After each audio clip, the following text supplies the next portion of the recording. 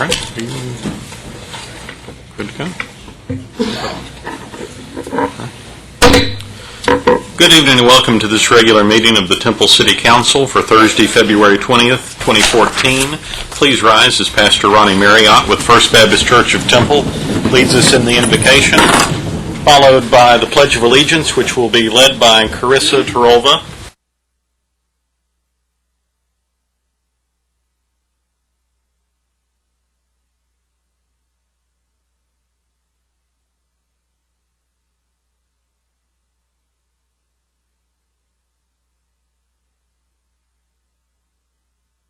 Very helpful to us. And Father, we just thank you for the opportunity to live in such an exciting place. Father, it's great to see all the growth and the success of the businesses around, and people have worked a long time and worked very hard, and now getting to enjoy some of the rewards of an area like this. But Father, we also understand with growth comes growing pains, and so I thank you for the leadership of our city, and I pray for wisdom for them, for insight, and for patience. God, I pray that you would just direct this meeting, and we thank you for everything that you are doing. In Jesus' name, amen. Amen.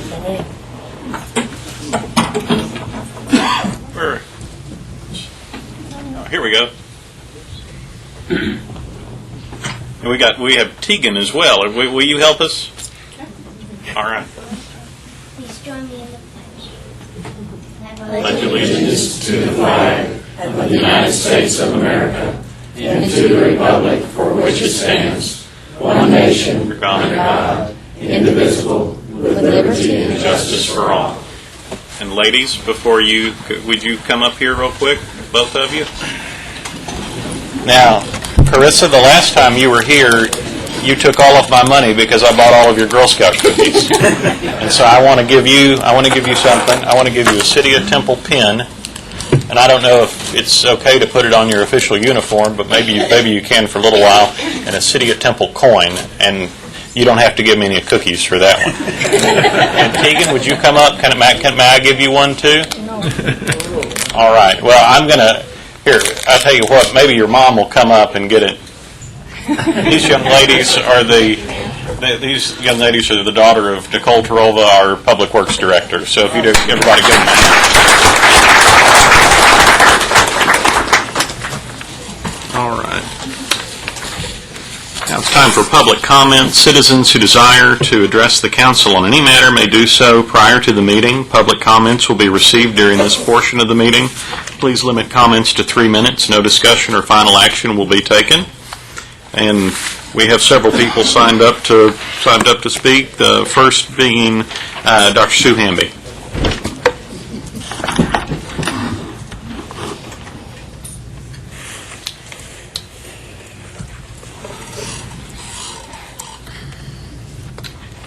Thank you. Judy, I want to tell you how happy I am to see you back on the council, representing your district.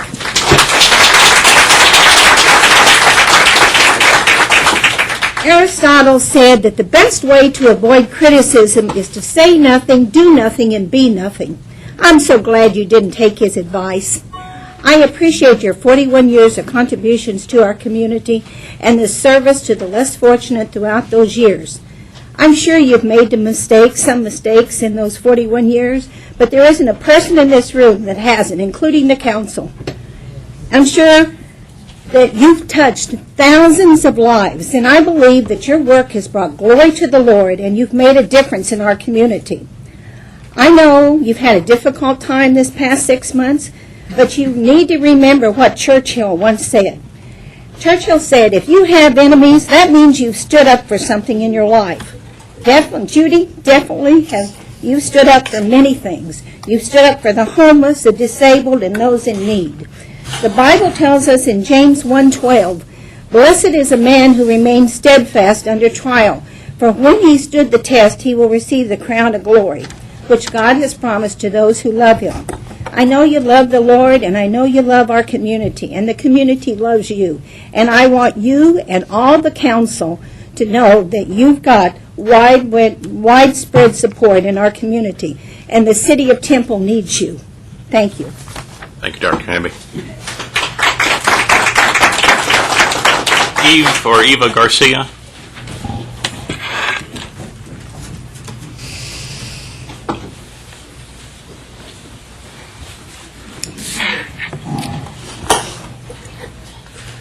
My name is Eva Garcia.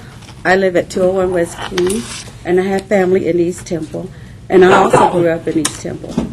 I am a member of LULAC Council 4971, and also sponsor Council 4735, which is the Temple College Young Adult LULAC.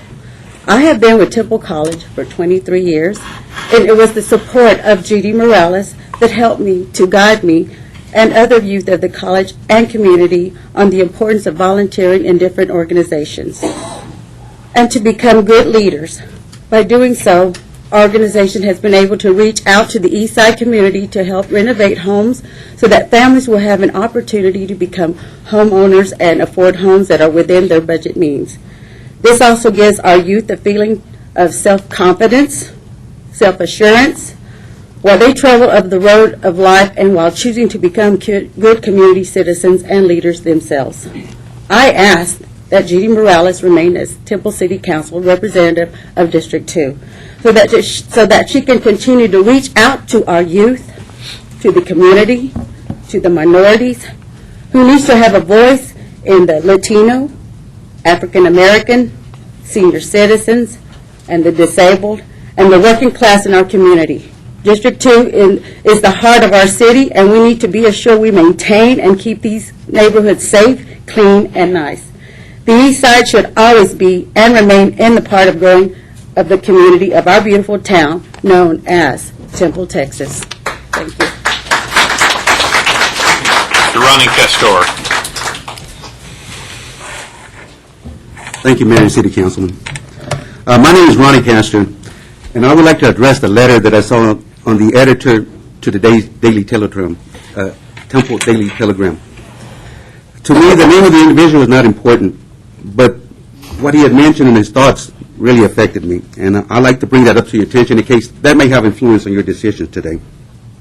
His claim is that Latinos are in this country illegal, and that our propensity is to disregard the law, and this is the reason that we have high crime in our community. I'm a simple man, so I had to look up the word propensity. The definition is an inclination or natural tendency to have in a particular way, to behave in a particular way. Now, to me, basically what he's saying is just because we're Latinos, whether it's Mexicans, Puerto Ricans, Cubans, South Americans, or Central America, that just because we're brown automatically that we have a tendency to commit crime. To me, I come to learn a lesson that we are all born ignorant, but some of us work harder to stay that way. Now, I was born in Temple and been raised in Belton. I left this community about 30 years ago, but by choice, I decided to return. A lot of good people here. I would not have been successful in my endeavors hadn't been for other people that think beyond this simple mentality. This woman represents us well. And I hope you'll keep in consideration the possibilities that she'll bring to our community and the people of us that support her. I'd like to go in closing to let you know that if there's any transgressions or any amounts that are owed for her actions, I'd like to be one to pitch in. And I would also like to be the first one to go on record to say, I forgive you, and I wish you the best in life. Thank you. Mr. Sonny Castor.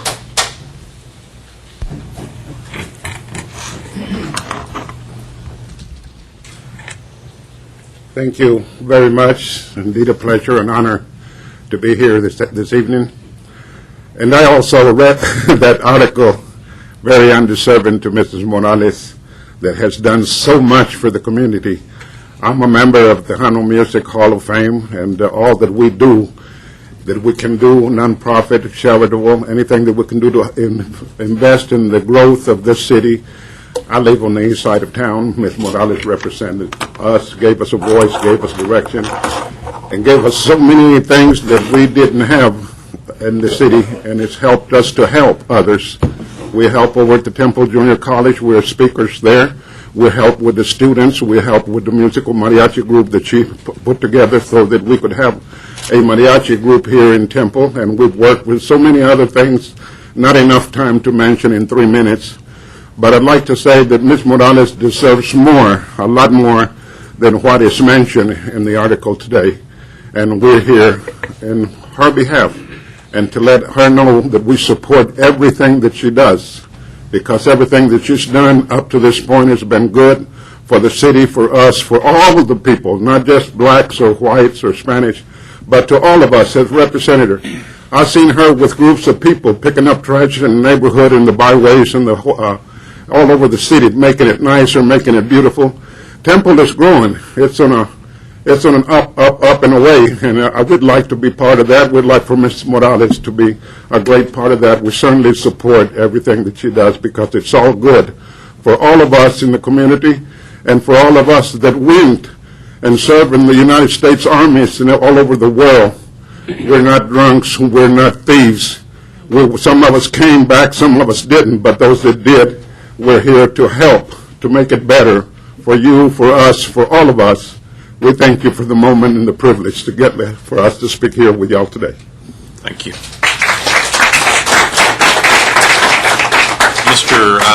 Charmin Truesdale.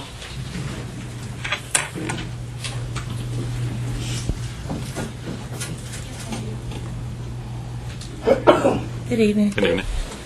Hi, my name is Charmin Truesdale. I reside at 411 South 32nd Street here in Temple. I am a member of LULAC 4971. I have known Judy since I was a child.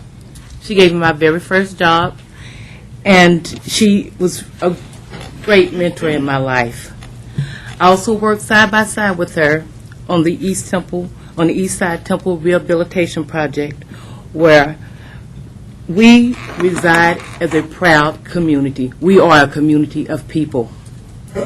Since the power plant has disturbed the natural environment has decided to take up residency with me. The raccoons, the squirrels, the possums. And I'm not talking about one. I'm talking about a family. And they fight through the night.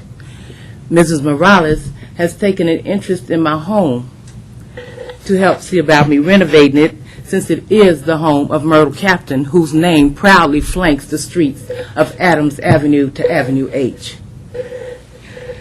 Mrs. Morales has been more than just a friend. In addition to the power plant coming in, we now have the Rehabilitation Center that comes in with their persons infiltrating our elementary school, Hector P. Garcia, and our parks. They walk up and down Adams. They are in the parks. They sleep in the parks. They're just there.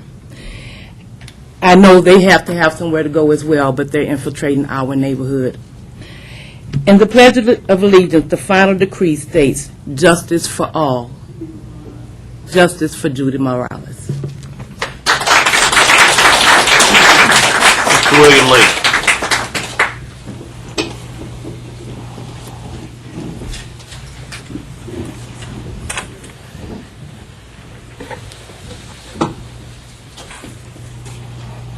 To Mayor Dunn, City Council, my name is William Leake, 5120 Waterford Drive, here in the city of Temple. And I come on behalf of Councilwoman Judy Morales. I've read also the negative publicity and heard a lot of negative publicity on Judy. But that's not what I'm here to talk about. I'm talking about a woman of great integrity, a woman who I enjoy working with throughout the years. And Judy, even though I don't live on District 2, I have family that lives there. And we're talking about a woman who is a leader. She is there with great courage, great wisdom, and she is truly a great access to this council. And Judy, I have so many wonderful things to say, but I tell you, my heart goes out to you. I stand in support of you being on the council, and my family as well. And you've brought a great deal with the East Temple Rehabilitation and Revitalization, which I've been a part of. And I truly support your effort and many others who have joined in and rolled their sleeves up to see historical side of town to grow. And I believe the city embrace you and your efforts in what you're doing. So continue to do the great job you're doing in spite of all the rocks that are being thrown with you. We all make mistakes. However, but your good truly outweigh the things that I've read and what I've heard that's been going on here in the city of Temple. So continue to do the good work. I support what you're doing and your efforts, and I continue to be there with you. I'm also a member of the LULAC organization as well, and I'm proud of it. And so continue to do the good work that you're doing, and I'm hoping that the council will embrace you and in your leadership role and continue to do good work here for the city of Temple. Thank you. Thank you, Mr. Lee. Okay, Kathy.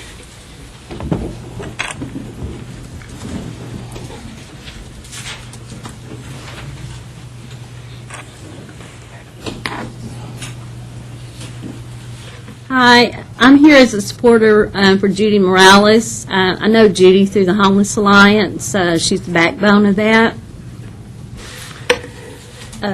She's helped so many in this community, and she's been such a strong supporter of me. She's done so much for everyone. She works 24/7 on her days off, on Saturdays and Sundays, not only for the city council, but whoever's in need, whatever anyone needs, she's always there.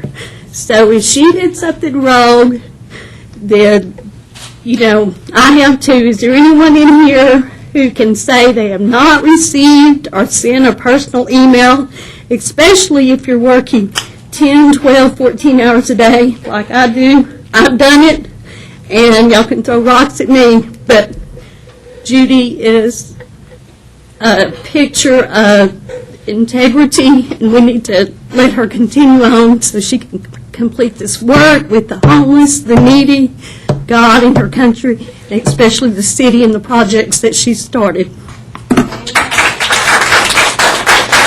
Pastor Robert Beeman.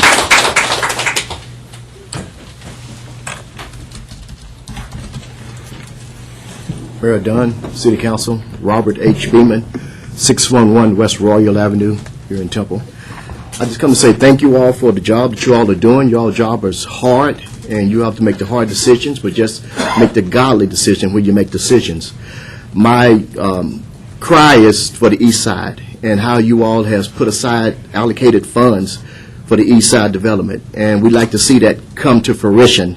I said once we first started, I was 37, now I'm 51, and I want to see the dream come true in that area. There's a lot of people that's over there that's hungry to work with the City Temple, but if the City Temple does not work with just the East Side, then there's no communication. Also, I'd like to address Judy on this right here and how she has been more than an asset to the City of Temple, and how she worked with any color there was and is, and how she is a person of stamina, even though she's short, but she's tall in her ability of doing everything. And she's a blessed woman, so I know you all have to make a decision, but I'm asking you to make the right decision. Keep Judy Morales on City Council, too. Thank you for your time. Thanks, Brad. Lee Hubbard. Oh, and Mr. Hubbard, I'll tell you that this is scheduled for a public hearing later on. If you'd prefer to speak during the actual case, or you're welcome to speak now as well. Well, it really doesn't matter to me. I can wait if that would. Whatever is your, whatever you'd like to do. Okay, I'll wait. Okay, thank you. Dr. Sanjanette Crossley.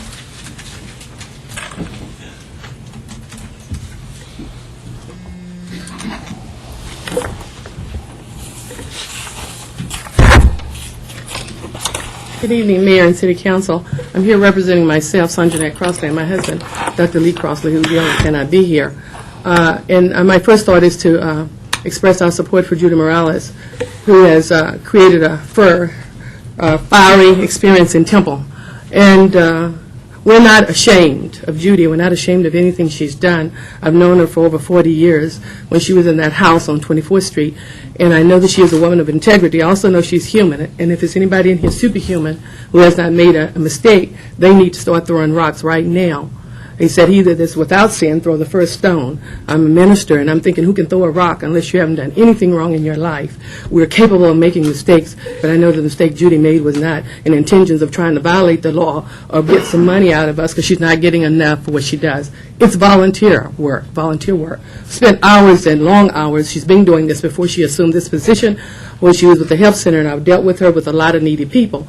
And so I'm saying, if you can't do a job and create a little uproar, then we're in the wrong positions. That you shouldn't be ashamed to be sitting there and people have a problem with you.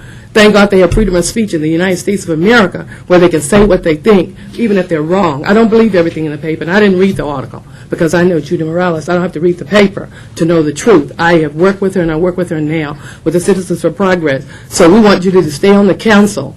And if she can't represent, then it makes me afraid about who else can represent if you create a little uproar, if you create some people that have to call. Get your phone, use your phone, call. That's your privilege. That's your responsibility to have a problem with what's going on. But also look at the big picture and just don't read the paper. Get the facts. And so we want Judy to stay. And what we've done on the east side to try to promote advancement, if we don't do preventive things, then we have to do cure. And an ounce of prevention is better than a pound of cure. And so I'm passionate about it.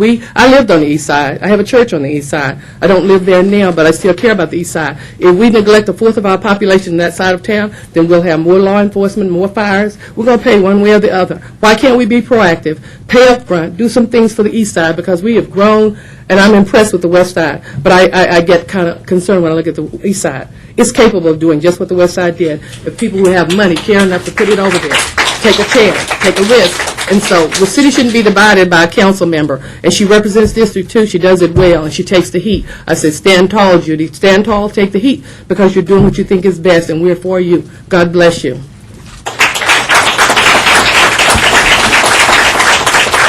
I think this says John Harris.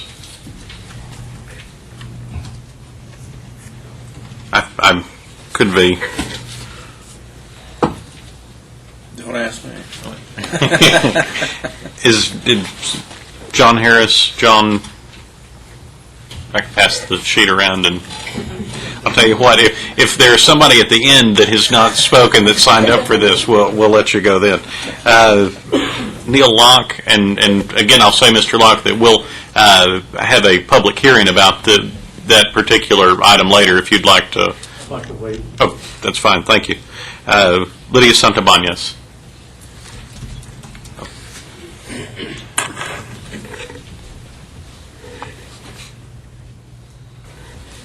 Mayor and City Council, I'm Lydia Santibanez. What I can say is that I have served many, many years with Judy on many boards throughout the community. And first of all, I want to say that she's a mighty woman of God. And as she has said, she said to me, Lydia, I've made a mistake. But who hasn't made a mistake? All I know is I know Judy as a woman who has worked tirelessly, passionately, selflessly, with all her heart. She has hit the ground running from the day I've known her. Always, she never looked at color. She always thought about the whole picture, about the entire community. So if we want to strike her out because of a mistake, it's going to be a major loss for this community. But it won't be a loss, because I know that God has plans for her. And I tell her to walk tall. And she is walking tall above it all, because she is a mighty woman of God. And and all she was concerned about was the east side. What will happen to the east side, the redevelopment, and someone to speak in behalf of the people of the east side. So I think we need to keep this in mind as we make decisions, that she has made a mistake, but we need to look at the big picture. And really, I can't see anyone more qualified to serve and represent the east side on the city council. And the east side is here, and they're voicing their opinion, not just their opinion, but they want her to be the voice of the east side, because they know that she has a heart, not just for their people, but for what really encompasses the entire city of Temple. And I appreciate this in Judy, is that she does want the best for Temple, Texas. And so I support you, Judy, and you just keep walking tall. And I thank you. I know it's a hard decision for you guys to make, but, we look up to you to make the right decision. You are our council people. And I thank you for your service and your commitment to Temple. Thank you. Thank you. Ruth Daniel. Ruth has later. Oh, okay.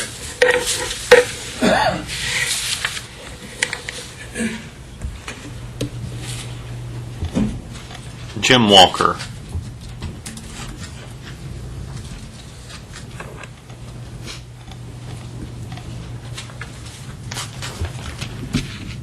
Mrs. Morales is very valuable to the city of Temple. She has helped to repair damaged houses and to help make Temple beautiful. Mrs. Morales was recognized by the Temple Daily Telegram as being an outstanding citizen in the text appeal. She and I are members of NAACP, which is a very important member of LULAC. I sat at the table with her when she and I each received a Guardian Angel Award. I recently saw her again at the 8th Street Baptist Church. I've seen her at the Friendship House and at other familiar, important places to African Americans. When I was a substitute teacher, I enjoyed teaching at schools on the east side of Temple. I love shopping, and I do. The main places I shop are Latino businesses and African American businesses. I donated $20 to the United Nations Children Relief Fund in honor of her, and that organization can save 15,000 lives a day. Thank you. Thank you, sir. Mr. Benny Walsh.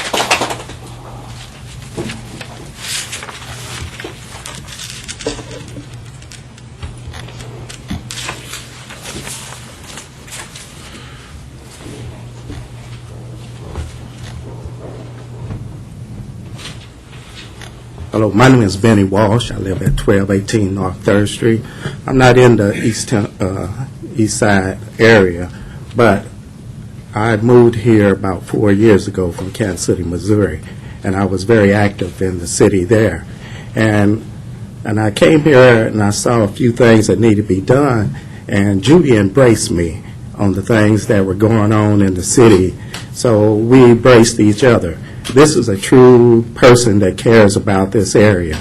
She is a true hard-working person that has just decided not to just work for East Side Temple, but for the whole Temple area. We will truly be losing a very valuable person if we lose Judy from the city council. She needs to stay on the city council and do her job.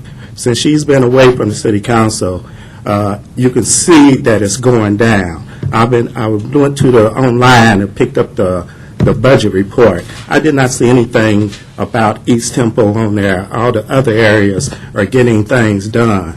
We need Judy. We need Judy to do her job. I was in law enforcement for over 30 years. I have learned that you are innocent until proven guilty. She is innocent until proven guilty. Let her do her job. Johnny Lane Vasquez.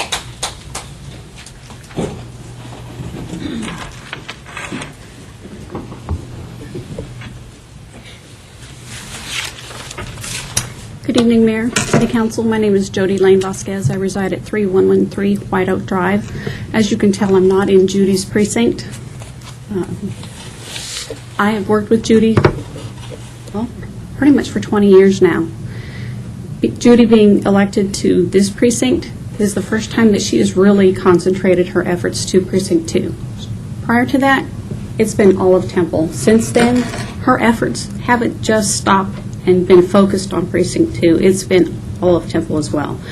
You lose Judy on this city council, you will also lose efforts in your own precincts. I don't know the reason why most of you are on city council, why you're there for professional reasons, personal reasons, why you're there for, maybe it's part of your, I don't know, reasons from God to serve. But I tell you what, Judy lives and breathes this city. If you had the opportunity to visit Judy in her Help Center office, which obviously you can no longer do, you would have seen her I Love Me wall. We all have one. It took an enormous wall to carry her awards. I don't know if we all have one that large. I know I don't. But she has had awards over the years, and she's humble in all of them. She didn't ask for them. It's just through her perseverance and willing to do the job where no one else will. This all started from a playground bully session and a grudge over greed. Okay, that's all this is. When they didn't get their way, they tried to persecute her on her job. They have found a way to take a meaningless little item that most of us would overlook.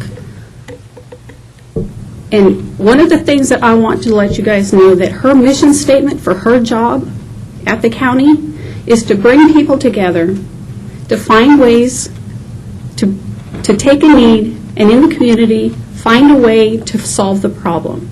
Her running for city council is exactly what she was doing.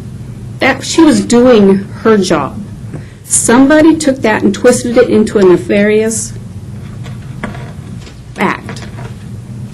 Evil minds can twist anything into a nefarious act. That's all this is. So you guys can stop a playground bully in their tracks.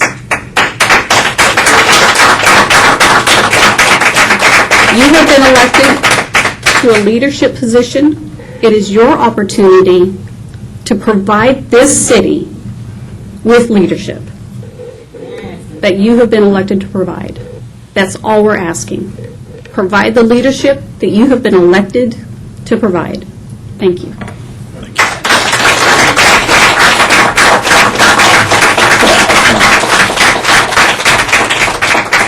One last call for the person that looks like John Harris. If there is anyone that starts with a J, you could. All right. Excuse me, forgive my attire. This was a rush thing, changing from one outfit to another. Would you mind giving me your name? I'm getting ready to get to that. All right. I apologize, first of all. My name is Thera. It's not starting with a J, but I didn't get here in time to sign. But I just please would like to have a voice. My name is Thera King. I met Judy last year, and I have followed her through each East Side meeting, and I've learned a lot being with her. And as it's been stated before, I'm stating again, give her a chance to finish what she started. Give East Temple a chance to have leadership. Give East Temple the right as taxpayers, as humans, to have the same rights West, North, South Temple has. And as it has been stated, who can actually judge her? Can we go into each individual background in these seats where we find things that's not so pleasing? Judy deserves to stay. And the plans that's been put in the paper needs to go be carried out. The money that's been set aside need to be put in East Temple. We thank God for Judy, and if we have to, we'll protest. God bless.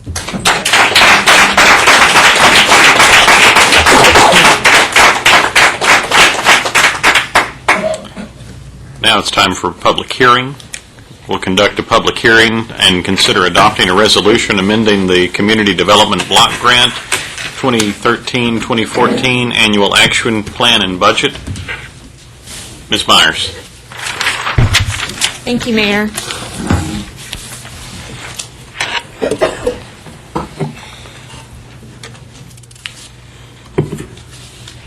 The item before you tonight is a public hearing and then an action item to consider adopting an amendment to the CDBG, the Community Development Block Grant Program Annual Action Plan. Council adopted the action plan, the original action plan, on July 18th of 2013. The purpose of the annual action plan is to allocate the funding that is received through the Community Development Block Grant Program. Included in the original plan that was adopted was $227,819 for the Martin Luther King Memorial Park project. The location of the Memorial Park, the MLK Memorial Park project, is part of the area that is being visited in the downtown master plan that is underway. So staff is suggesting that in order to move forward with the park project and meet the timeliness requirements that are required by the HUD program guidelines, that we reallocate this funding for the current year to an alternative park project and then fund the MLK Park project in a future funding year. The alternative project that is proposed is a playground addition at Wilson Park. The playground will be located within Wilson Park near Clark Pool and will include the design and installation of a playground structure, a picnic pavilion, swings, sidewalk, benches, grill, water fountains, landscaping, and if funding allows, a restroom facility. A notice of this proposed amendment was published in the Temple Daily Telegram, and a 30-day comment period was held. We also held a community input meeting at the Wilson Park Recreation Center on February 19th. We did not receive any public comments either during the comment period or at the community input meeting. You are scheduled tonight for a final public hearing to receive any final public comments regarding this proposed amendment. And then again, you are also scheduled with an action item to consider adopting the amendment. I'd be happy to answer any questions that you have. Okay, Council, any questions? How many restrooms are they going to have there? The restroom is, Ken, do you? The restroom will actually be in the next phase of this. We're going to use just the Clark Pool event, and the one that is proposed would have two in the men's and two in the women's one still. We are including it in the project description because if for any reason funding allows, we would have to have it in there in order to use funding for that based on HUD guidelines. So that's why it's included in the description. But we don't anticipate the restroom facilities will be able to be included in this project, this phase. Council, any other questions? It would be nice to have the restroom there because the park is really not complete. We're struggling with that now in many of our parks, and have the grounds and no restroom is kind of inconvenient. So we do anticipate having additional grant funds in the upcoming budget year. This is a ongoing formula grant program, and so we would propose that we do the second phase of the project. If we can't do it with this funding, then we would propose that as the second phase of the project in the next action plan. And is there any way to phase that, doing away that it's some other amenity and putting a restroom in there? I mean, to me, I don't know. It's important to take away from the park itself, but it's an amenity you can do away with and help build a restroom or not. I mean, I think it'd be hard to do. One of the things we want to do is replace the picnic shelters. They're very old, and the one that's proposed is one like we built at Ferguson Park. It'll be a very nice one, and I think that's important. The other item that we are going to cover the playground, but that money, if we move it, will not be enough to do the restroom. So what we're trying to do now is when we build a playground is cover it, and I think that's important. So I'd like to get the restroom too, but I mean, Funding can be allocated as early as October for next year, so I mean it wouldn't necessarily have to be. I don't anticipate that this park project the construction of the park project would be completed before we're able to add additional funding. So it could be phased very, very closely together, but just out of two separate funding years. One other question: what about lighting? Lighting? I don't think we have lighting proposed here. Would it be some way that in the future we could include that? Because yes, put it under the really dark under out the there, and picnic a lot shelter. of the families are out there when it's dark. Yeah, well, under the picnic shelter, we could do that. I don't know. We generally don't light the playground, so we could light the playground shelter. Okay. Thank you. Council, any other questions? This time I'll open the public hearing. Anyone wishing to speak on this matter may do so. Please step to the podium and state your name and address for the record. There being no one wishing to speak, I'll declare this public hearing closed. Council, your pleasure on the first reading of this resolution. Make a motion for approval of the action plan for the park. Have a second? Second. Have a motion and a second. Madam Secretary. Councilmember Cloud. Aye. Councilmember Schneider. Aye. Mayor Pro Tem Morales. Aye. Mayor Dunn. Aye. Item 4 will receive a report from the Police Department as required by the racial profiling statute contained in the Texas Code of Criminal Procedure. Chief Gary Smith. Thank you, Mayor, Council. Again, this is a report in compliance with Texas statute, and this information is from calendar year 2013. To brief you basically on what the law requires us to do, first of all, we have to report to you information with regard to racial categories as they are described in the law on all motor vehicle stops. And I think there's sometimes confusion. We're not just talking about traffic law enforcement. We're talking about all stops of any offense that involves a vehicle. The ones that we must count by law are those that result in a citation and or arrest. And we must track those by the races identified in statute. So the language that you're going to see in the report reflects the language in the statute. They're not the language used by the department or any person in the department. We also report to you the searches that are conducted during stops, as well as when officers knew the race of an individual prior to making a decision to stop. In addition to the report to you, we're required to submit a written report to the Texas Commission on Law Enforcement in Austin, and there are sanctions for failing to file these reports. In 2013, the department conducted 25,872 traffic stops, issued 15,639 citations, and out of 5,455 arrests, 1,327, or 24%, resulted from vehicle stops. This chart reflects, again, on the left column, the language required by statute. The next column are the raw number of citations issued to each group. The column following that is the percent of citations issued to those groups. The census column, again, this is the 2010 census, and as we enter 2014, you have to understand that perhaps those numbers begin to move a little bit, but we don't have those quantified. And the final column compares the census data to the percentage of citations issued to each group. So, for example, in the persons of Hispanic descent, they were cited at 3.4% below their representation in our population. Caucasians were issued 3.3% above their representation. Persons of African descent were issued 1.2% above their representation in the population. Asians at 0.5% below their representation in the population. Native Americans at 0.6 below their representation. And we are required also to track persons of Middle Eastern descent. However, the census does not have a category for those individuals, so we just offer you the raw numbers of that information. This graph gives you a visual representation of the last 10 years of citation data for the three most populous groups. The horizontal lines are the population percentages, while the vertical bars are the percentages of citations issued to those groups, again, over the last 10 years. And you can see that the percentages of citations generally follow the population percentage as well.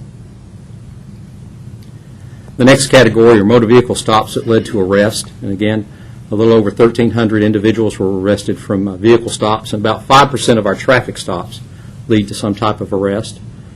In 2013, 327 persons of Hispanic descent were arrested, while 524 persons of Caucasian descent were arrested, 468 persons of African descent, 7 Asian, and 1 Native American. Officers are required to document when they know the race of an individual prior to a stop. I think it's important to note that as you look at citation information where primarily traffic law enforcement is concerned, officers reported knowing a race 2.5% of the time prior to the stop. But when you begin to look at arrest information, that percentage moves up dramatically. And again, as we look at situations where police officers are given information by witnesses to events, they may be given descriptions that include race, and therefore they would record that as race known prior to stop. So overall, about 3.9% of the time, police officers documented that they knew the race of an individual prior to a stop. That is consistent with last year's numbers, and would tell you that that does reflect that we operate in an urban environment where we see lots of people, and in fact, sometimes officers know the people that they are stopping.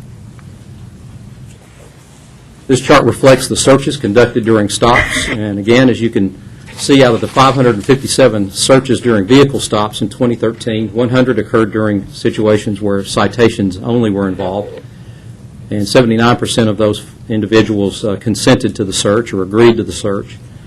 451, or the vast majority, are involved in arrest situations. And you can see there where just over half also agreed to the search. And in the 6 cases where there was a search where arrest and citation were involved, half of those individuals agreed to the search, and overall 58% of persons agreed to searches when requested by officers. The things that we do to comply with the law: first, all of our vehicles that are primarily used for traffic law enforcement are equipped with video and audio recorders. We conduct periodic reviews of those recordings. We have a written policy that defines and prohibits the use of bias in policing decisions. We have a process for citizens to make complaints about police conduct, and we do things to try to educate the public on how to make those complaints. And, of course, we take corrective action should an officer be found to be using bias in making enforcement decisions. We also are making this report to you, and following your acceptance of this report, we'll also file a report with the Texas Commission on Law Enforcement. So to summarize for you, I would tell you that, in my opinion, the Temple Police Department operates in a fair and consistent manner with the diversity within our population, and there is no evidence that racial profiling is used by officers to make enforcement decisions. With that, I'd be happy to answer any questions. Thank you, Chief. Counsel, any questions? Thank you very much. Yes, sir. On the consent agenda, all items listed under this section, consent agenda, are considered to be routine by the City Council and may be enacted by one motion. Discussion is desired by the council. Any item may be removed from the consent agenda at the request of any council member and will be considered separately. Council, this is item 5A through 5N. Are there any items that you wish to remove for separate consideration or discussion? And I know we're going to pull 5D because the dollar amount has changed on that. So I'll entertain a motion for 5A through 5N with the exception of 5D. For approval. Second. Madam Secretary. Councilmember Cloud. Aye.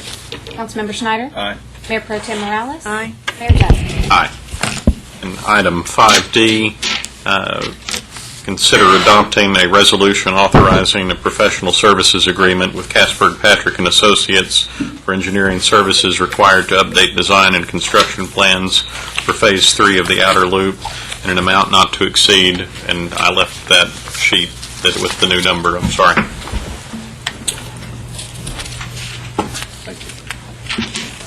Not to exceed $198,640. And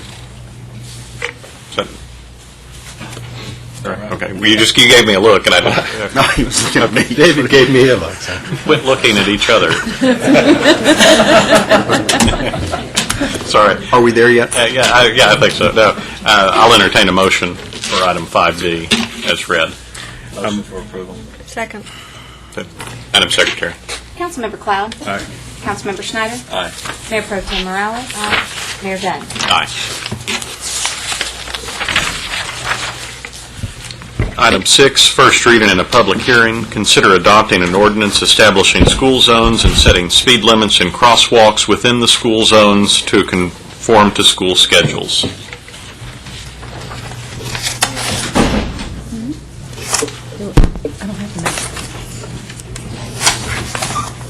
Good evening, Mayor and Council. Good evening. This item is to consider an adjustment to the school zones around the Hector P. Garcia campus within the Temple Independent School District. In August of 2013, the city adopted the ordinance establishing school crosswalks and setting speed limits within the zones as agreed upon between the city and the district. TISD has requested this new school zone be established for Hector P. Garcia Elementary on North 50th Street from approximately 1,400 feet north of Adams Avenue to Lavandusky Road, reducing the speed limit from 30 miles per hour to 20 miles per hour from 6:30 a.m. to 8:30 a.m. and 2:45 p.m. to 4:30 p.m. on school days, consistent with existing school zones already in place around the campus. If there are any questions, I'm happy to answer them. Council, any questions? Okay. Thank you, Mr. Rowland. this time, I'll open the public hearing. Anyone wishing to speak on this matter may do so. Please step to the podium and state your name and address for the record. There being no comments, I'll declare the public hearing closed. Council, your pleasure on the first reading of this ordinance. Motion for approval. We have a motion and a second. Madam Secretary. Councilmember Cloud? Aye. Councilmember Schneider? Aye. Mayor Pro Tem Morales? Aye. Mayor Dunn? Aye. Item 7, a first reading and a public hearing. Consider adopting an ordinance establishing a speed limit of 20 miles per hour on North Main Street from East Downs Avenue to East French Avenue. This item is to consider an adjustment to the speed limit along North Main Street from 30 miles per hour to 20 miles per hour. This is primarily in front of the main post office at that location located between Down and French Avenue. That area was studied and found that the 85th percentile speed was 34 miles per hour and that there was a high amount of pedestrian volume in that location. Although there is a crosswalk in front of the post office, it is heavily used, and after conducting the study, staff is proposing a reduction in that speed limit to 20 miles per hour. If there are any questions, I'm happy to answer them. Council, any questions? Thank you very much. This time I'll open the public hearing. Anyone wishing to speak on this matter may do so. Please step to the podium and state your name and address for the record. There being no comments, I'll declare the public hearing closed. Council, your pleasure on the first reading of this ordinance. Make a motion to approve for the speed limit. Second. Motion and a second. Madam Secretary. Councilmember Cloud? Aye. Councilmember Schneider? Aye. Mayor Pro Tem Morales? Mayor Dunn? Aye. Item 8, first reading and a public hearing. Consider adopting an ordinance authorizing a rezoning from agricultural district to planned development district general retail to allow residential and non-residential uses on 103.07 acres being part of the Redding-Roberts Survey, Abstract 692, Bell County, Texas, located at the northwest corner of FM 1741, South 31st Street, and FM 93. Ms. Firely. Good evening, Mayor and council members. And, tonight's rezoning request is for planned development with general retail as a base zoning, and this request is to allow a combination of residential and non-residential uses. And within this general retail zoning district base zoning, I would like to add that apartments are not normally allowed in the general retail district, but with the planned development, they have the applicant has asked that they be allowed with this particular request. And also with planned developments, they also require site plan approvals, and so I do have site plan exhibits with this presentation. And the property in question is on the screen. It is all the area shown in yellow, and it is on the west side of South 31st Street and just north of West FM 93. And this property actually has two different land use and character recommendations for the property. In the yellow, you will see the portion of the property is actually recommended for suburban residential uses, and then the pink portion represents a recommendation for suburban commercial uses. I have some pictures of the property and surrounding areas. This is actually what is to the north along the property, and it is agricultural land and undeveloped land. This street right here is South 31st Street, just to the east of the property. And to the east of this property, across South 31st Street, we have the Deerfield Estates residential development, and we also have the residents at D'Antoni's development. Also, they have a little undeveloped strip for non-residential development that you see there. To the south, we have West FM 93, and we actually have church uses there, and then a little further to the west are some agricultural uses and some rural residential uses in that area. To the west, we have just agricultural land and undeveloped land. And so within the base zoning district of general retail, we have just a sample of some of the uses that are allowed in that area. General retail districts actually allow residential uses and non-residential uses. And some of the residential uses are single-family attached, single-family detached uses, duplexes, home for the aged, and townhouses. And then some of the non-residential uses allowed are offices, restaurants, hotel and motels, food or beverage sales stores with or without fuel cells. Within the general retail district, some of the prohibited uses are HUD code manufactured homes and land lease communities, storage warehouses, welding or machine shops, building material sales, boat sales or storage. And as I stated earlier, apartments are not allowed in general retail districts, but this planned development retail district is proposing apartments along FM 93. And just to explain a little bit about a planned development zoning district is a flexible, it's like an overlay zoning district, and it is subject to site plan for development, and it basically just kind of allows some flexibility to add uses that normally would not be allowed in regular zoning districts. And so this is one of the exhibits of the site plan to go along with this proposed plan development. And basically, the yellow portions, sections D2 and D1, would be limited only to single-family development. The red portions along South 31st Street would be for general retail and neighborhood service development. B in the corner is actually proposed for a convenience store. And then the green areas along West FM 93 are proposed for apartments. And this is the second exhibit of the plan development site plan. It basically just shows a little more detail of what the applicants are wanting to develop on the property. As you can see, the portions for general retail and business uses have pretty big acreage to them. And then interior to the property are the proposed residential uses. And on the screen, I just have our thoroughfare plan and our sidewalk plan also. Basically, this just shows that FM 93 and South 31st Street are both major arterials. And the little red area is for a proposed spine trail spine trail for our sidewalk plan. And then this aerial basically just shows that there is water and sewer available to the property. The water is shown with the blue lines, and then the red is sewer. So the property does have sewer and water lines available to it for development.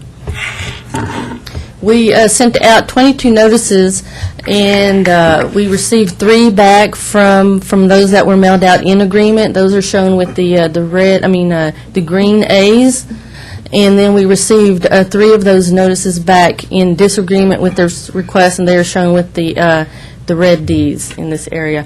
We did, at the Planning and Zoning Commission meeting, have several people from the Deerfield Estates residential development that attended the meeting, and so since they were within that development, they spoke at that meeting, but since they were not part of the 22 notices mailed, I don't have all those shown on the map, but we had four of them that returned notices in approval or disapproval. We actually had, I believe, 3 that sent notices back or copied notices opposed to this request, and we had 1 that was in agreement of this request. And I believe some of those people are here today to speak.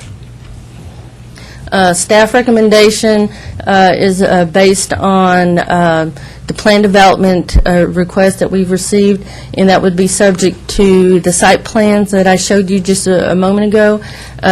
They would also be subject to the regulations of the general retail district as it's base zoning. Also, within the Plan Development District, the conditions that I have listed on the screen would also be subject to this request, and that would require 6-foot-high wooden privacy fencing with shrubs or trees. The apartments would have a maximum height of 3 stories and would only be allowed in tracts A1 and A2. The general retail and neighborhood services areas would be limited to those red areas I showed you on the site plan. Also, the convenience store would only be limited to that corner section that I showed you on the exhibit in the blue. And then tracks D1 and D2, those were the yellow portions. Those are limited only to single-family uses. And then this development would be subject to the Temple Trails Master Plan that I just showed you briefly, with this the spine trail going through the back part of the property. At its January 21st, 2014 meeting, the Planning and Zoning Commission voted 6-0 to recommend approval of the requested rezoning from Agricultural District to Planned Development District, General Retail, subject to the planned development conditions. And at that meeting, Vice Chair Rhodes was absent, and we had 2 vacancies at that time with the Planning and Zoning Commission. So if you have any questions, I'd be happy to answer those for you. Thank you, Ms. Firely. Council, any questions? I just wanted to clarify a couple things. Initially, I didn't understand the PDGR, but I do now, because GR does not allow multifamily, and you PD it to put the apartments in. Correct. And then also that the plan that is provided today is the plan that we're actually looking at for the plan development, and we'll not have to come back with additional plans at each individual GR zoning or building. And you did say that they were the D1, D2, A, and Bs were restricted to those single-family one, for instance, for D1. Mm-hmm. Although that in general retail, duplexes are allowed, does the PD keep duplexes from being built on this any part of this property? The duplexes, well, just to answer your question, the yellow portion is only limited to single family. So that's the only, I mean, it would not allow duplexes in the yellow areas. But the duplexes and townhouses would be allowed in the other portions that I have here, the red portions. Anything that's allowed in the general retail district would be allowed in the red portions of this plan. Do you know how many houses are expected to be built there, or apartments? We're currently reviewing the plat for this request in our DRC process, and the plat actually has 181 lots on it. They're not all residential. That is inclusive of these lots also. What's the average size lot of? These lots, the residential lots, they actually exceed our single-family one zoning districts. I think the smallest one I saw was around 85 feet in width and around 140 in length. But they're around 100-foot wide lots. They're fairly big lots for single-family one. How would that compare to other subdivisions in that general area? I think they would probably be comparable to some of the areas across the street, maybe, and we do have the Canyon Creek area nearby, so they would probably be pretty good in comparison. I think they would actually be bigger than what we have in the Waterford area, much bigger than those lots. Council, any other questions? I know the applicant is here. Mr. Arnold, would you like to say anything, or one of your representatives?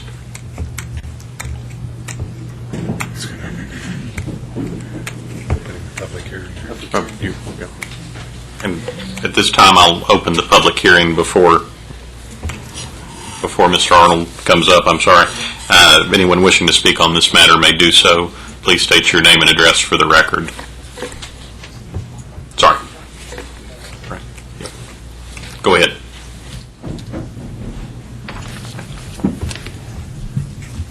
My name is Lee Hubbard. I live at 6920 Boutwell Drive. That's directly across on 93 frontage from this subject property, and also front the corner there on 93 on Boutwell Drive.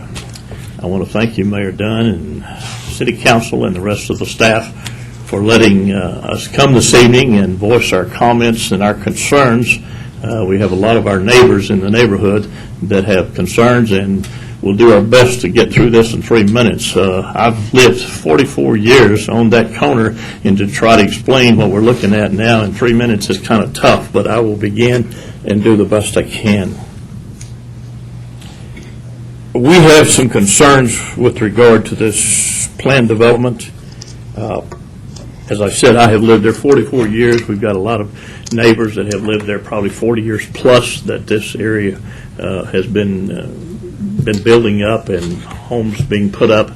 And I think that the developers have done a good job in how they have done their subdivisions.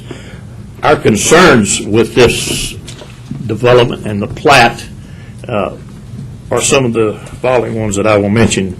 The first one is traffic.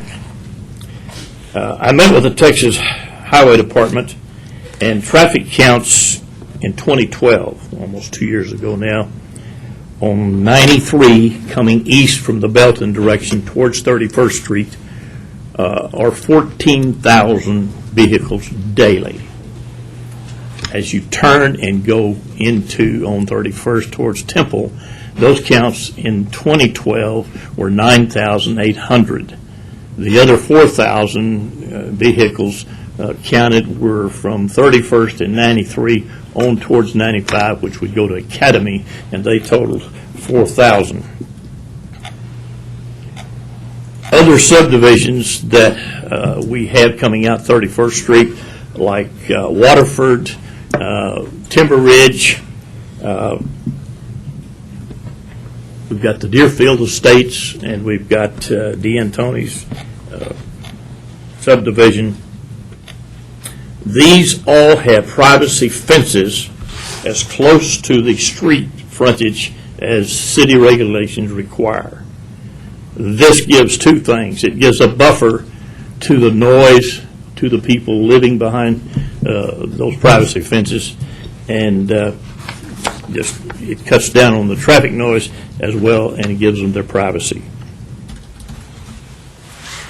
On this planned development that we're looking at, we have approximately 4,400 lineal feet starting back beyond the railroad tracks, coming southward, all of that frontage, and as you make the right going eastward, or westward, towards Belton, you have a total of about 4,400 lineal feet with no privacy fences, save and except those that are set way back off of the street. All of the general retail that has been submitted, they will have a privacy fence at the back of those developments that are next to a family. On 93, it's about 400 feet, according to their plat that I looked at, before you have a privacy fence as a buffer to the noise and to the privacy of people that live in the Taylors Valley area now. So that is a lot of frontage. Also, I have discussed this with the Highway Department. Mr. Billy Tweedle confirms this, that although this plat, or another one that I have, shows a couple of streets going in, it would appear one on 93 and one on 31st. It has been confirmed to me by Mr. Tweedle that they will be allowed many curb cuts. And as you see, this really begins to develop into a traffic situation. This has been a single-family residence area for 40 years plus, and we would like to see it kept that way. Another concern is this convenience store. I personally drove from 31st and Avenue M back in town, going southward out to this property. There are approximately 20 businesses or stores if you please, that would offer these conveniences, as this convenience store says that's why they want to put that there. So I would think that there are plenty stores to allow people to and from work, if they need items to carry home after work, that they could pick those up. Mr. Hubbard, I'm sorry, it was my fault for not saying it before, but right here. It was my fault for not saying it before, but if we could try to keep the comments, because there's so many folks that are wanting to speak, to close to 3 minutes. Okay. As I said, this is a big task of what we're facing after 40 years, and I'll move on. The speed limits in front of these stores in town are in a 35 to 40. On our street, it's 60 and 50 miles per hour coming down this.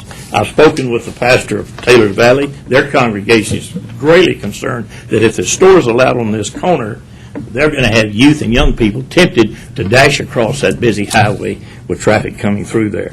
Daily, I have witnessed cars, trucks, and some hauling rock traveling in excess of 60 miles an hour blowing through that intersection. And gentlemen, this is a very dangerous corner. Also, I met with the police department on 2 occasions, and they gave me the stats. This now has become the most dangerous intersection in our city. 11 major accidents have occurred at this very corner where they're wanting to put a convenience store that will draw more traffic, and the last one, or right about the last one, resulted in a death. In conclusion, we, the homeowners of this area, would ask simply, and it's been brought to our attention just today, that there were many meetings over several months prior to where we are now with the developer pushing for this, and now we are just now getting some maps and the information to take on this project. We would simply ask, if at all possible, to delay this to where we can get some facts and more details and look at some of the regulations that, as even we've heard tonight, that they could be violating in trying to put apartments in on us. That's basically what we are concerned with, and would ask for your concern and give us a chance to have more information before a decision is made by the City Council. Thank you. Thank you, Mr. Hubbard.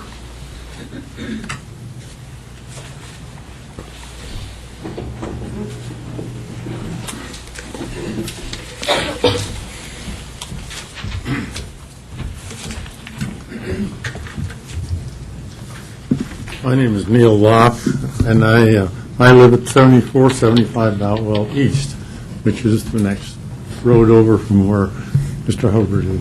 In addition to what he said about the accidents, 2 of those accident people were across the street from us, one in this house and one in that house. So it is a dangerous place. I've written my comments down to try to keep it all concise. Few people here, in this audience who are in that area, really believe that the 30-odd acres in question will continue long in the future as a farm. It will be developed. So the question is, what would be the character of the development now under consideration, and how would it fit into the existing area? Also, a major consideration is there's really a demand for any kind of business detached from the established business area to the north on 31st Street, where virtually every kind of business now exists. Over the past several years, much of the area surrounding this acreage has been developed, some of it quite recently. I'm sure you're familiar with some of those developments, and some of them are in the chart. Most of that development has been in the single-family residential, some of fairly high value. In fact, once you leave that final turn on 31st Street, you can't see that final turn in this plat. However, there's a big S, you may know, on 31st. And once you turn the last turn and head down 31st toward Highway 93, that's what I'm talking about. There have been once you make that final turn, surrounding this acreage has, much of the area surrounding this acreage has been developed, some of it quite recently, I mentioned that. In fact, once you leave that final turn and head south, the business properties along 31st Street, as well as Highway 93, are virtually non-existent. So there are no businesses to speak of in that area now. From that turn south that I just mentioned, there exist primarily 2 churches and the remainder in housing. The existing housing prices are in the area very widely, about $200,000 and up. And up goes quite a ways for some of them. The developer is working with prime real estate, which is that farm, for residential, and those businesses proposed would likely most detract from those residential areas, both the ones he is proposing and the ones that are nearby. Those businesses are unneeded, and they would simply be a distraction from what the neighborhood should be. So it is recommended that the developer return to the council with an all-residential plan for your consideration. Thank you for your time. Thank you, sir. Anyone else wishing to speak?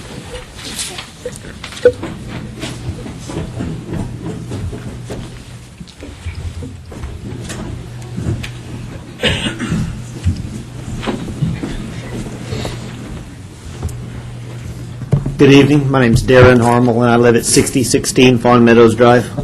Good evening, Mayor Dunn, council members. We appreciate your service. I'm the president of Deerfield Estates Homeowners Association, and I represent about 100 homes in Deerfield Estates. It's important for you to know that I'm certainly not speaking for every one of our members, but hopefully I accurately articulate the thoughts of our members.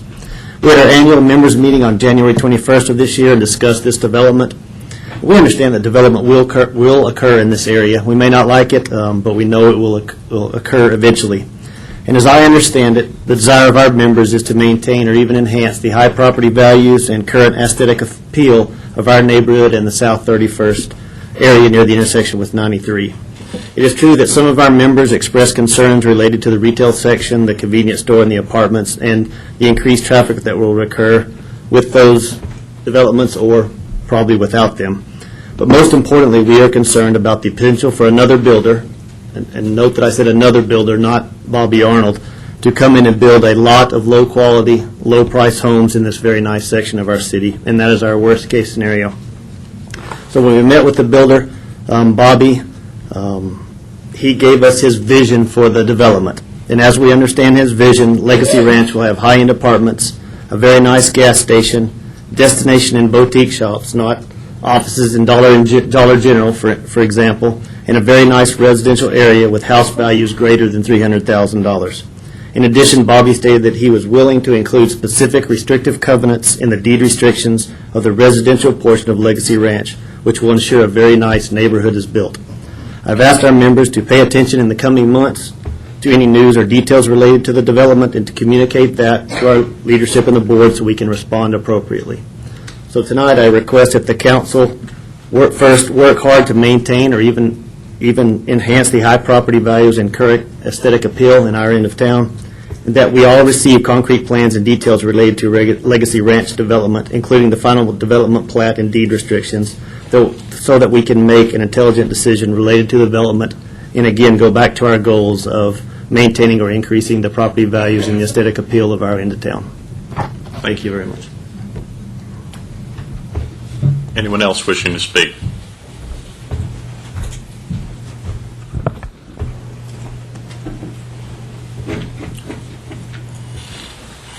There being no one else wishing to speak, I'll declare the public hearing closed.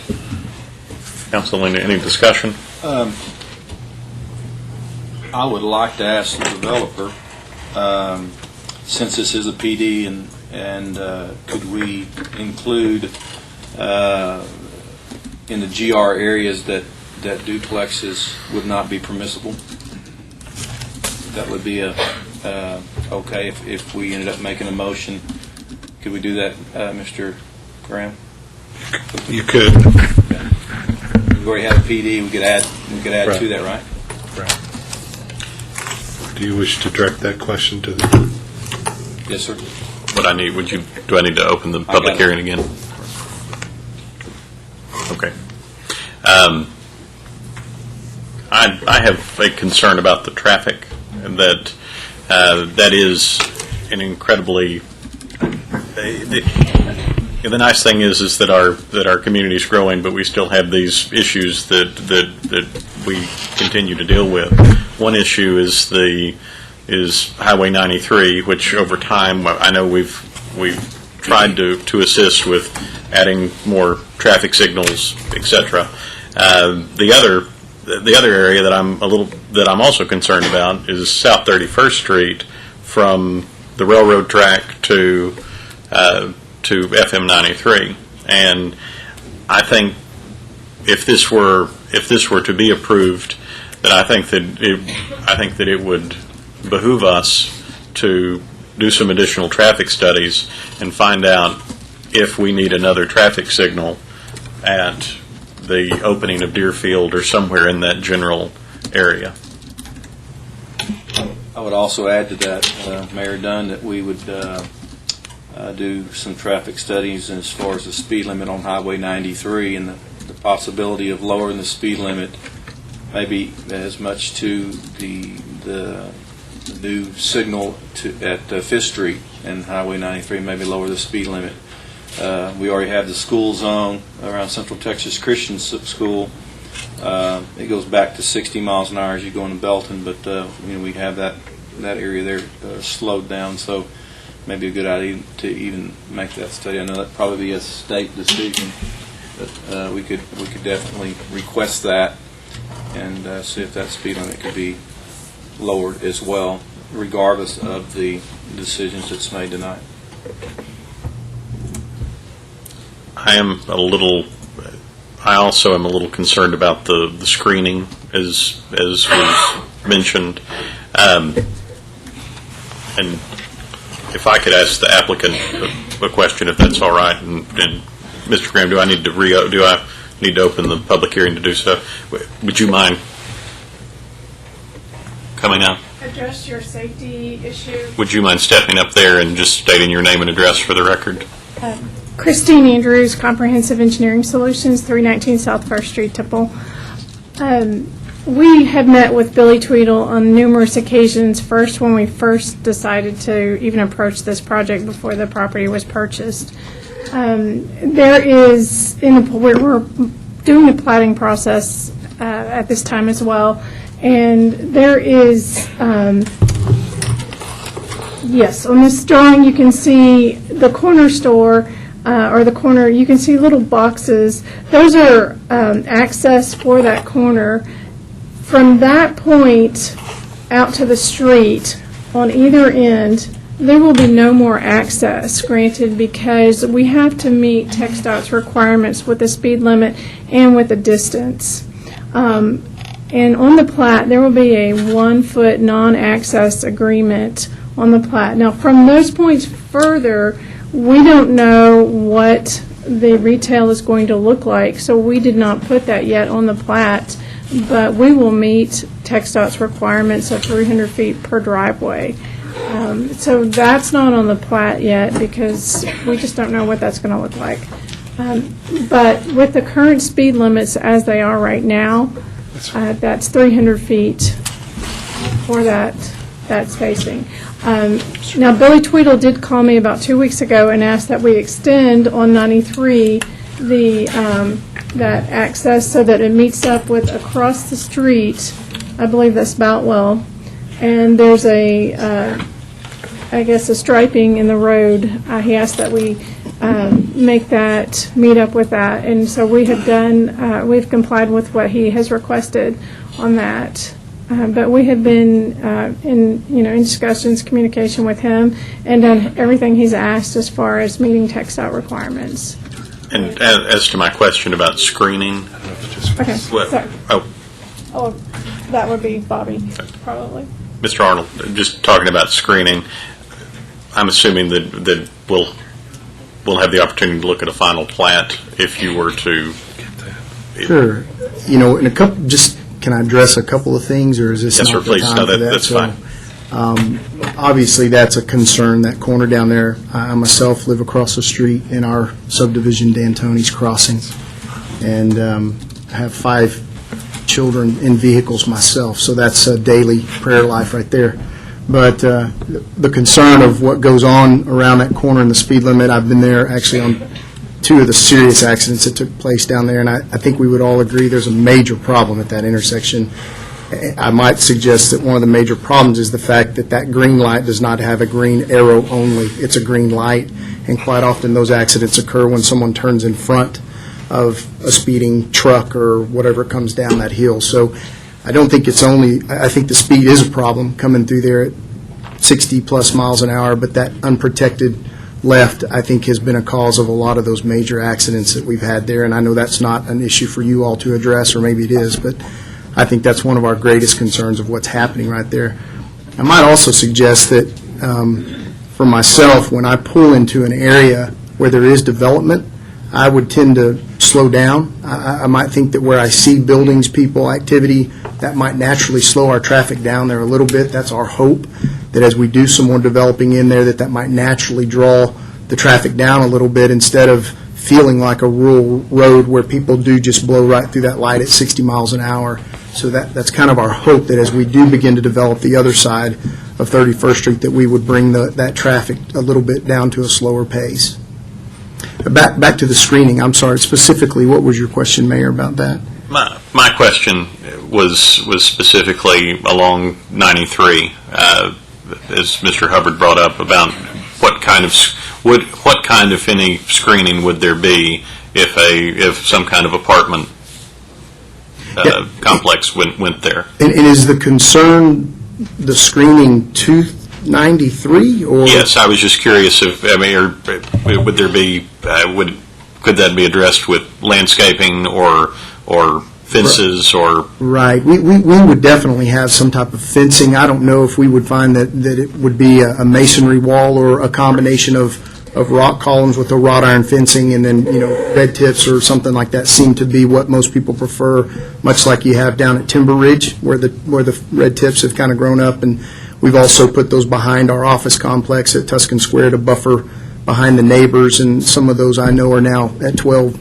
14 foot tall. So something along those lines would definitely be our screening there from 93. And then also what we're going to do, and Christy can address this if you'd like her to, but we've got is it a 30-foot or 50-foot drainage easement that we were looking at in the back between the apartments and the subdivision?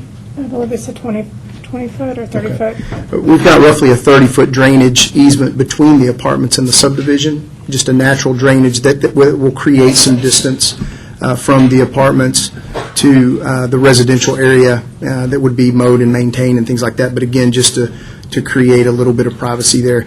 I need to clarify, too, that we're not, at this time, we're not selling lots in there. So obviously, I have a great concern of what those homes are like, because we are building all of them. So just what we've done in D'Antoni's Crossing, our current intention is to build and hold and keep the apartments, build and hold and keep the retail on 31st Street, and be the only builder of the home so that we can control an equal quality in there. We're not in the convenience store business, so that's not something that we're going to be a part of. But all those other things that we're doing, we would be the ones building and holding all of those properties, very reflective of what we have down at Tuscan Square just down the street. Mr. Arnold, what about the duplex, removing the duplex from the GR section of the project? Not a problem. Not a problem. That's not our intent at all. Thank you. I did not sign up, but may I speak? I've closed the public hearing, but I'd be happy to reopen it if you'd like. I would like. Yes, ma'am.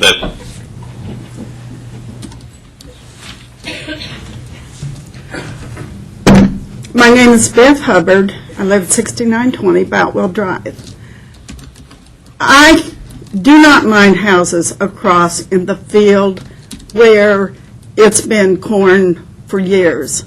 What I really oppose is the exception for the apartment complexes, 3 stories high, And on the plat, it did not have a fence. The fence was between the apartment complex and housing. And I just cannot believe that these so-called nice houses are going to back up to apartment complexes, and then there's no fencing he said he might consider. There's so many questions out there right now. I really think it needs to be delayed to where we know more about what is actually going to be put before you. Please delay this. Thank you, Ms. Hubbard. Yes, ma'am, if you'd like to say something.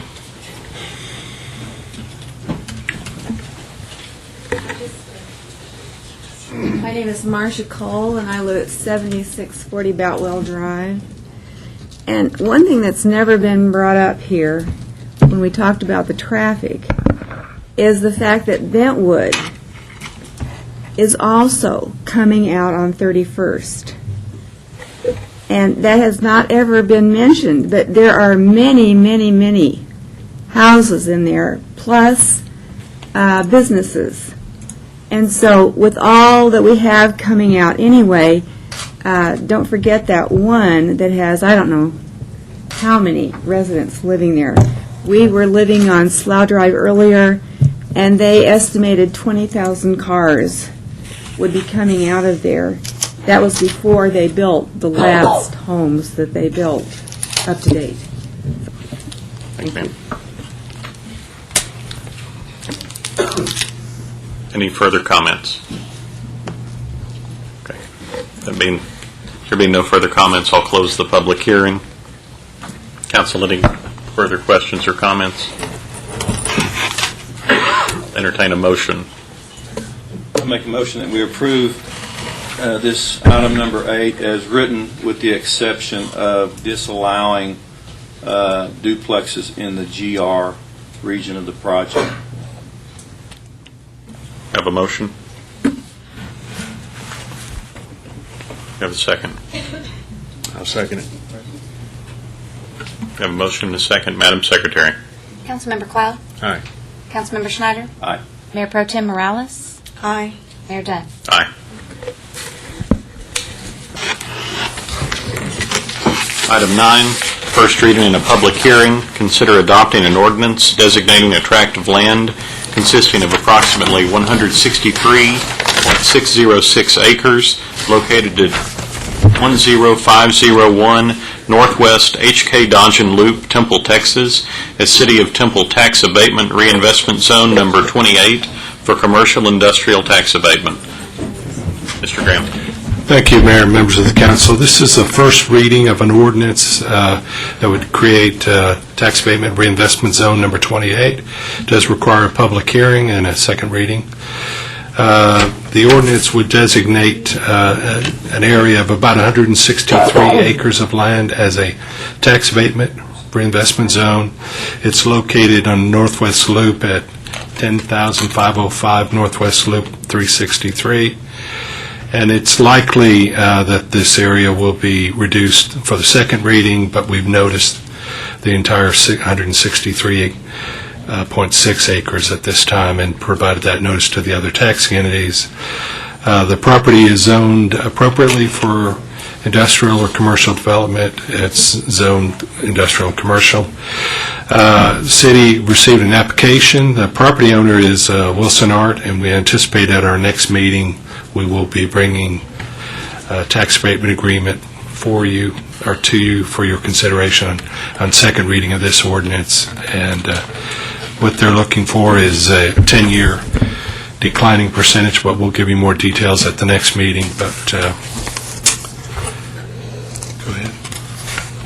This is a map showing the area, and you can see that's showing the entire 163 acres. The buildings that are outlined in blue are existing buildings out there, and the areas outlined in red are the new additions. So it's a combination of one large new building, which will be the relocated headquarters building for Wilson Art, and then two small additions to existing buildings, and then some parking lots and driveways, that kind of thing. Under Chapter 312, which governs the creation of tax abatement reinvestment zones, you're required to make certain findings, and so this ordinance does that. And principally, those are that designating the area as a tax abatement reinvestment zone is likely to benefit the city and the land within the term of any tax abatement agreements through the creation or retention of jobs or the creation of new taxable real or personal property value. And you're also required to make a finding that the improvements to the area are feasible and that it meets all of the requirements of things like zoning and city laws. We have reviewed the application for this, and we do recommend approval of this item and adoption of those findings as part of the ordinance, and I'll be glad to answer any questions you might have. Council, any questions for Mr. Graham? All right. This time I'll open the public hearing. Anyone wishing to speak on this matter may do so. Please step to the podium and state your name and address for the record. There being no one wishing to comment, I'll declare the public hearing closed. Council, your pleasure on the first reading of this ordinance. Make a motion for approval. Second. A motion and a second. Madam Secretary. Councilmember Cloud? Aye. Councilmember Schneider? Aye. Mayor Pro Tem Morales? Aye. Mayor Dunn? Aye. Item 10, consider adopting a resolution authorizing a tax abatement agreement with Thomas Biodiesel LLC covering increases in the taxable value of real property for a 7-acre tract of land, tax abatement reinvestment zone number 27, located at 3111 and 3289 Eberhart Road. Mr. Graham. Thank you, Mayor and members of the council. The item before you is a resolution that would authorize a tax abatement agreement with Thomas Biodiesel. Earlier tonight on the consent agenda, you approved on second reading an ordinance that designates this a 7-acre tract owned by Thomas Biodiesel as tax abatement reinvestment zone number 27. They are planning on that site the construction of a manufacturing facility for manufacturing biodiesel on that site.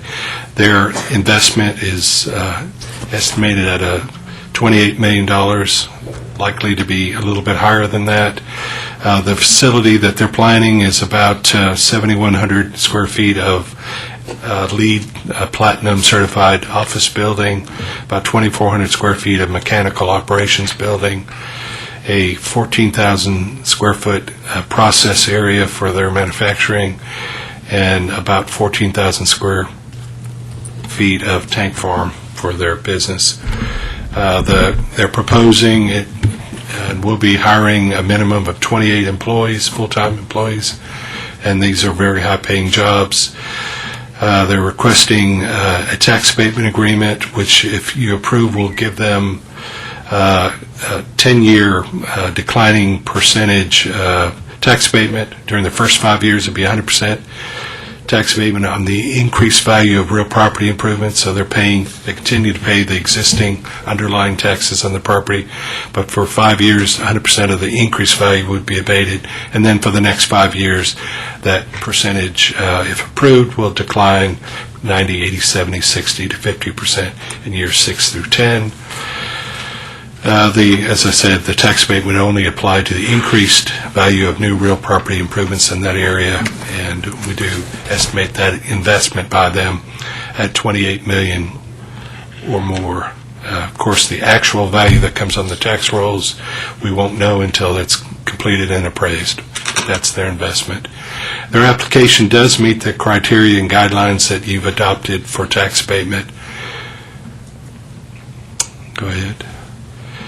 The agreement that you have before you in your packet meets all of the requirements of your criteria and guidelines for tax abatement, also of state law, including provisions for recapture of abated taxes if they defaulted in the agreement. We have provided the required statutory notice to other taxing entities 7 days before your first consideration.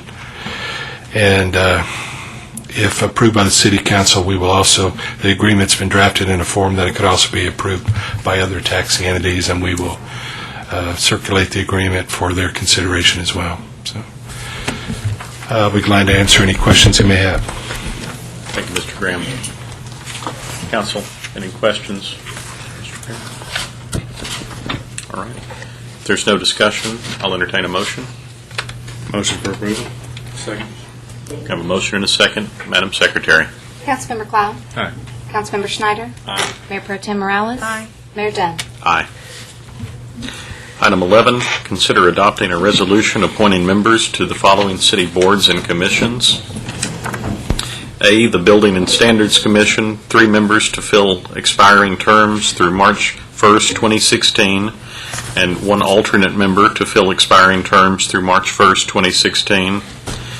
And at this time, after we visited about this in our workshop session, we'd like to reappoint Jeff Norwood, Scott Morrow, and David Lesko to fill an expiring term through March 1st, 2016, and we will defer the appointment as an alternate member to fill an expiring term through March 1st, 2016, till another time. The Building Board of Appeals, 3 members to fill expiring terms through March 1st, 2018. We will reappoint Will Sears and Starkey Winnett to fill expiring terms through March 1st, 2018, and we will defer appointment to fill another expiring term through March 1st, 2018. Under the Development Standards Advisory Board, 3 members to fill expiring terms through March 1st, 2017.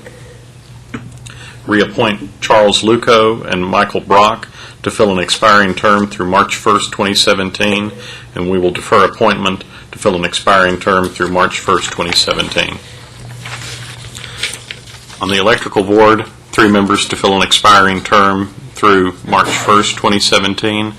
We reappoint Robert Bass to fill an expiring term through March the 1st, 2017, and we will defer appointment to fill 2 expiring terms through March 1st, 2017.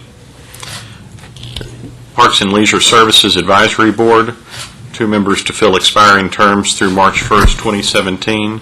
We will reappoint Scott Allen and John Bailey to fill an expiring term through March 1st, 2017. The Tree Board, 2 members to fill an expiring term through March 1st, 2017. Reappoint Doug Smith to fill an expiring term through March 1st, 2017, and we will defer the appointment to fill an expiring term through March 1st, 2017. And the Zoning Board of Adjustment, 3 members to fill expiring terms through March 1st, 2016, and 2 alternate members to fill expiring terms through March 1st, 2016, and we will reappoint Keith Odom, Omar Crisp, and Mike Pilkington as an alternate to fill an expiring term through March 1st, 2016, and we will defer to fill the other expiring terms that end on March 1st, 2016. And if that's agreeable, I would entertain a motion at this time. Please don't make me read that again. Motion to approve, and I won't read it again. I'll second it. A motion and a second. Madam Secretary. Councilmember Cloud? Aye. Councilmember Schneider? Aye. Mayor Pro Tem Morales? Aye. Mayor Dunn? Aye. Ladies and gentlemen, there being no further business, this meeting is adjourned.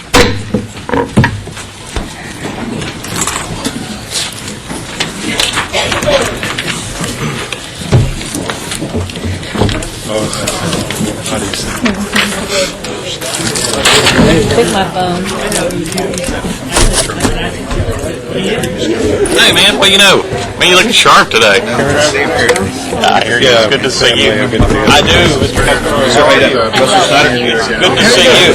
I'm sorry I wasn't around when you stopped by my office a few weeks ago. I'm glad you did. You stop by anytime you want. Later on, probably in the morning. Well, you been staying up for Yeah, I sure hope it's all right Saturday. It's all right. Yes, sir. Or Sundays.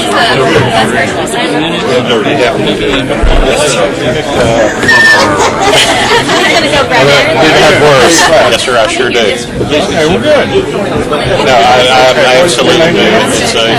That was a tragedy. Nice to meet you. What's your project? Our project I'm going to bring my paper. Okay. That's right. I've heard about Yes, that. sir. That's good. Easy a little bit. Yes, sir. Sorry, we have Other than that, I understand you'll get a hard time. No, I appreciate it. Let's take a look. Thank you. Well, we thought. Yeah, It would absolutely. be on our website, what I showed you. Well, wait. I've already said hi to you. I got to say hi to my buddy. Hi. How are you? I looked for you. I was at the VA on Friday. Just a second, let's look. And I looked for you, and you were nowhere to be found. No, but I expected you. Yeah, I expected you to be. He was hunting down Miss Texas. Oh, these people. Yeah, I know. I tell you what, everybody was a lot more excited to see Miss Texas than they were the mayor of Temple, Texas. I don't know. I can't believe it. Let's wear it up big enough. Can't believe it. How are you? You look great. Push the button, we do this. Thank you for your comments. Don't think it was on there. We did have, Yeah, very good. if I still have it open, I think I already closed You it. understand this. I didn't forget it today. First thing I did is county deal. It's not city.